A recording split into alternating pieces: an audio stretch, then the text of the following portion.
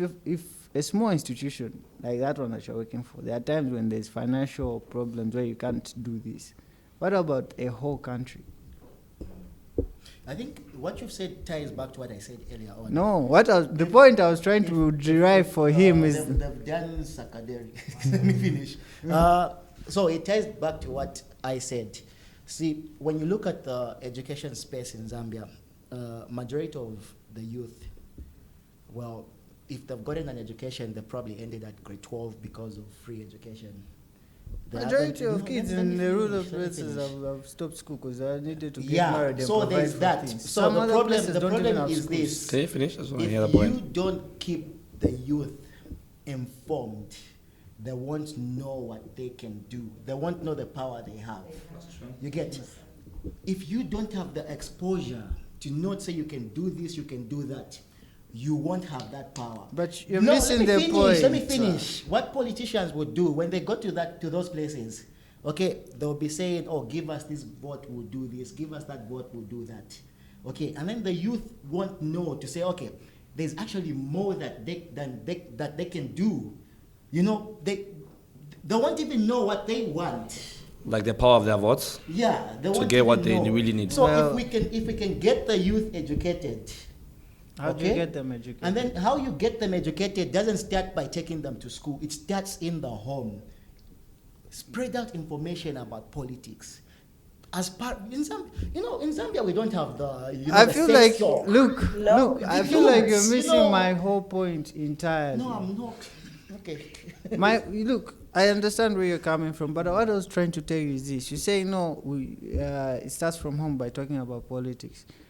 A person who's in the village will pass on the stories that were told by us. The only way that child will learn something different. When my mom was alive, she didn't know much about tech. She would ask me, how do I do this? How do I do that? You have to teach them, because you are now the one who's more exposed. So my point exactly is from him, where you're saying, no, you don't have to rely on politicians. The only person who's going to take a school, Kumunzi, the same way they took electricity to that place where this is when they're receiving electricity, is the government. Well, it's not. My parents have opened a school. Oh, no. No. Thank you that you said it. Okay. Wait, the government only? Okay, I've lost this. We go in communities. But how many? Where we sensitize people, we talk to them about these things. There are outreach programs that are meant to teach these people about these things. Just because they're staying somewhere in a village, it does not mean they completely don't have access to information. Let me add to your point. You know, since we're talking of the village, I'm from Zambia's Chitokoloki. That's why I've never been to my dad's village. Only my mother's. There's the school which is there, and actually the biggest hospital which is there was not really per se put by the government. It was put by some missionaries, Christians. So it's not really. But who's running it? Could you let me finish, please? So it's not really the government. I strongly disagree who only can do so. Even we, at a small level, could do something, since you are fully aware of how people are struggling, right?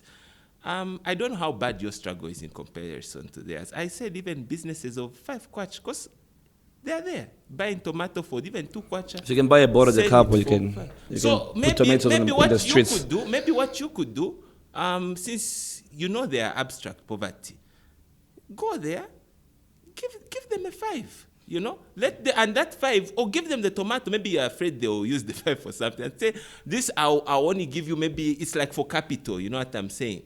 Yeah, because there are businesses you can start, to be honest with you, even for 2 kwacha. And then another thing is, you've got a friend who's a doctor, you've got a friend who's in IT with vast experience in graphics design and all these things. You are in IT yourself. He's in remote work. Okay, instead of going to Jameson Connect, organize a trip with your boys. Guys, let's put these resources together. You don't want to go to Jameson Connect too. No, I know why I said that. What I'm saying is this, because we've done it before in my charity organization where we've gone to a place. Oh, you have a where charity organization? it's not mine. Tell us the truth. He's not like himself. And then we've taught people basic computing skills. Yes. You know, put money together. Say, okay, let's go to whatever village we can go to.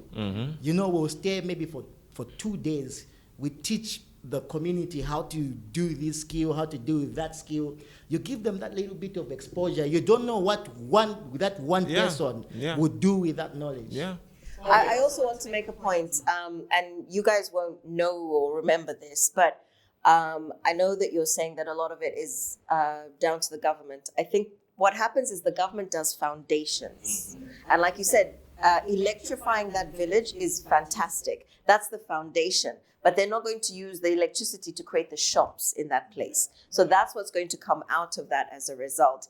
But something that you won't know is when in the 80s, when AIDS was rife in Zambia, it wasn't the government who sorted it out. It was these American companies and charities, all these people going to the village, teaching people how to put a condom on a banana or whatever it was. It wasn't the government that was telling people, look after yourselves better, have safe sex, teaching them what safe sex is. So charities play a big part of this educational piece, which is basically what Mwiza is saying. And to the point, do something beyond for yourself and do something for. We like to use the term black tax. You were using it the other day constantly. Black tax. I've heard that one before. But guess what? Your black tax should now be, instead of tithing to a church, tithe to your village. Yeah. Grow your villages, Yeah. not your bloody church. So he's got to buy his Rolls Royce. Grow your villages. Okay.